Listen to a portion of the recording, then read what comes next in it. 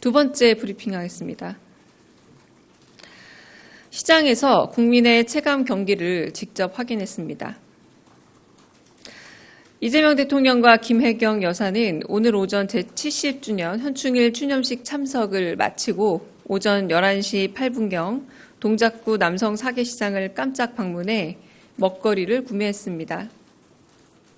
남성 사계시장을 찾은 이재명 대통령 부부를 시민들은 박수와 환호로 맞이했습니다.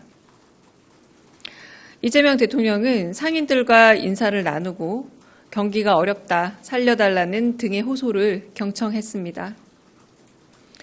이재명 대통령과 김혜경 여사는 살구, 열무김치, 돼지고기, 찹쌀 도넛 등을 온누리 상품권과 현금 등으로 구매해 직접 가져온 장바구니에 담았습니다. 이재명 대통령 부부를 반기는 아이들과 시민들 사진 촬영 요청에 응하고 일일이 악수를 하며 인사를 나누기도 했습니다. 남성 사계시장 방문은 예정되어 있지 않았던 일정이었으나 민생과 경기를 직접 체험하고 서민경제 현황을 경청하기 위한 이재명 대통령의 뜻이 반영된 행사였습니다. 이재명 대통령과 김혜경 여사는 약 40분간 직접 먹거리와 창거리 등을 구매한 후 관저로 이동했습니다. 이상입니다. 첫 번째 인사 발표를 대통령께서 직접 발표하시겠습니다. 5분이신데요. 국무총리, 국가정보원장, 대통령 비서실장, 안보실장, 경호처장 5분에 대한 인사를 직접 발표하시겠습니다. 네, 우리 언론인 여러분, 낯이 익숙한 분들도 꽤 많으시군요. 네, 반갑습니다. 지금 용산 사무실로 왔는데 꼭 무덤 같습니다. 아무도 없어요. 네, 필기도구 제공해 줄 직원도 없군요. 컴퓨터도 없고 프린터도 없고 황당무계합니다. 그래도 다행히 준비된 게 있어서 인선 발표를 하도록 하겠습니다. 존경하는 국민 여러분, 지금 우리는 경제와 민생 회복 그리고 지속 가능한 성장의 토대를 다시 세워야 할 시점입니다. 저는 오늘 국민에 대한 충직함과 책임 그리고 실력을 갖춘 인사들과 함께 국민 주권 정부의 새 출발을 시작합니다. 먼저 국무총리 후보자로 김민석 국회의원을 지명합니다.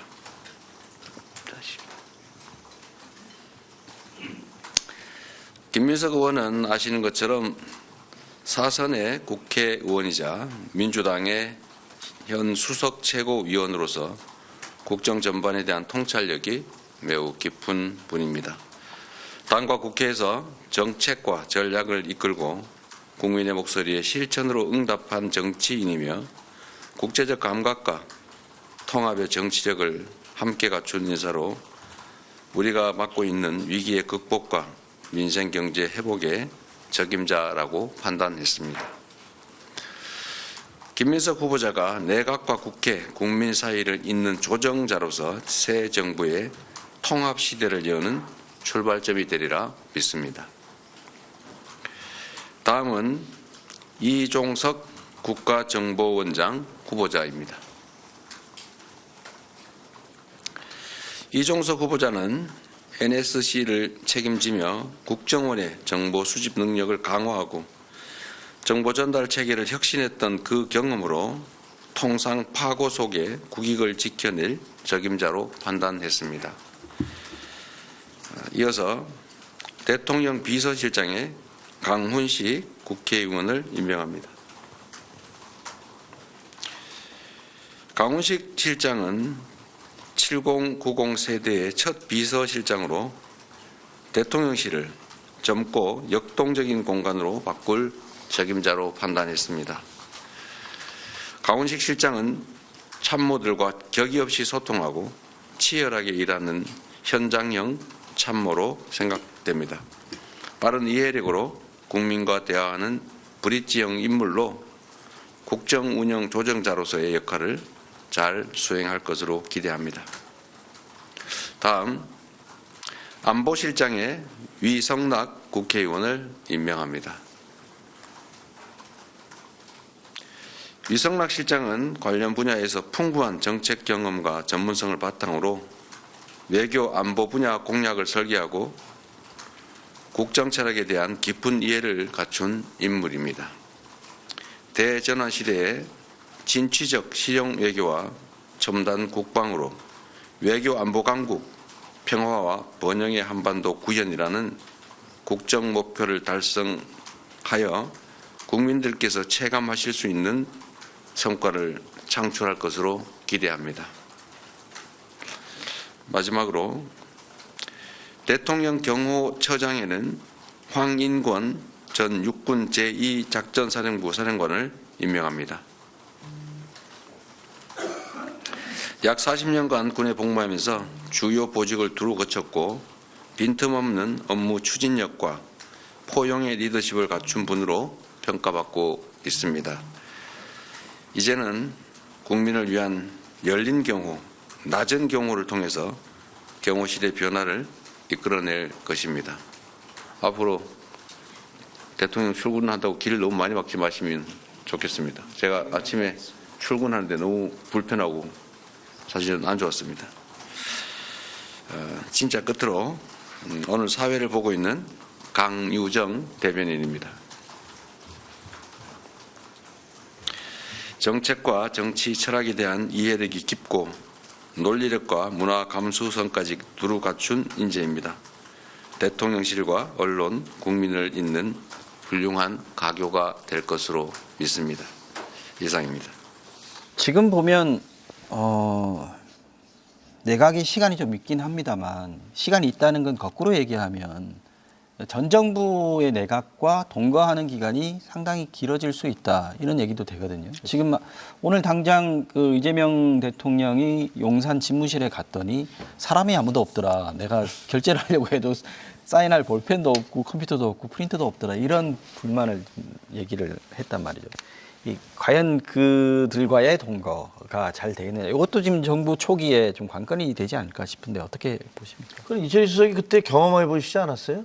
인수위 없는 인수위 때는 안 조금 그러셨나? 이따가 가셨죠? 네. 아, 그렇구나. 많이 있다 갔습니다. 근데 그게 이제 어떻게 보면 굉장히 불행한 일이잖아요. 네. 그게 대통령이 되게 원래 정상적으로 된다면 국회에서 그 외국 사절들도 와서 또 많은 국민들이 참석해서 성대하게 세리머니를 하면서 우리가 이제 또 이렇게 새로운 대통령 시대를 엽니다. 이렇게 알리면서 가는 그런 멋진 일들이 있어야 되는데 사실은 이게 계엄을 통해서 조기 선거가 있다 보니까 그래서 그냥 국회 안에 로텐도홀에서 하는 행사를 하는 이런 상황이었는데 그러다 보니까 사실 모든 게 다 부족하고 문제가 있는 거는 그건 어쩔 수 없는 상황인 것 같아요. 그래서 약간 이제 새로 가신 분의 입장에서는 아까 이제 강유정 대변인도 그런 얘기하는데 야 이게 무슨 연결이 안 돼 있었고 프린트가 안 되더라 뭐 이런 식의 불만도 표시하셨잖아요. 근데 그거가 이렇게 어떤 정상적인 그 인수위 과정을 거치고 그다음에 서로 만나서 이렇게 어떻게 할 것인가가 제대로 인수인계가 안 되는 상황이기 때문에 어쩔 수 불가피한 측면도 있는 것 같아요. 미국 대통령 그런 전통이 있대잖아요. 떠나가시는 대통령이 편지 하나 써서 대통령 책상에다 넣어놓으면 새로 오신 분이 그걸 그렇죠. 열어보고 읽어보고 뭔가 좀 상황을 파악하는 데 도움되게 한다는 거잖아요. 그러니까 직접 대통령직을 해본 사람으로서 아주 살아있는 팁을 주는 좋은 전통이잖아요. 네. 이번에는 뭐 대통령이 파면됐기 때문에 그럴 수는 없는 거긴 합니다만 제가 아쉬운 거는 최소한 정무직을 대표하는 비서실장은 전임 정부의 비서실장은 인수인계할 준비를 잘 하고 네. 새로운 대통령이 들어오면 최소한 입구에서는 맞이하고 그리고 그 최소한 그 안에는 어떻게 돌아가는지 어떻게 구성되어 있는지는 좀 최소한 사후 서비스 AS 정도는 하고 좀 갔으면 좋을 텐데 네. 정무직부터 다 싹 없어졌다고 하는 건 이건 너무 무책임한 거거든요. 공직자라면 물론 뭐 기분이야 그러고 싶지 않겠죠. 그러나 국민을 보고 이른바 세금으로 월급 받는 사람들이 그 정도 서비스는 하고 가야 되는데 저는 굉장히 아쉬운 대목이에요. 안 그러면 좋겠어 진짜로. 네. 여기까지 이야기 듣고요.